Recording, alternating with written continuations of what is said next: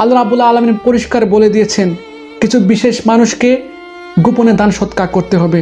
অনেক ভদ্রলোক শিক্ষিত মানুষ আছেন যারা একসময় অনেক টাকা পয়সার মালিক ছিলেন, কিন্তু জীবনের উত্থান পতনে আজ অর্থনৈতিক সংকটে পড়েছেন।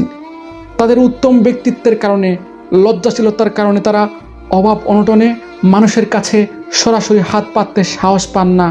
এমন ব্যক্তিদেরকে গোপনে দান সৎকার করাই আল্লাহ রাব্বুল আলামিনের বিধান।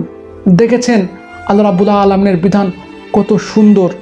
আল্লাহ রাব্বুল আলামিন সকল মানুষের সুখ চান, উচ্চবিত্ত, মধ্যবিত্ত, নিম্নবিত্ত কোনো মানুষ যেন কষ্ট না করেন সে ব্যাপারে আল্লাহ রাব্বুল আলামিন খেয়াল করেছেন।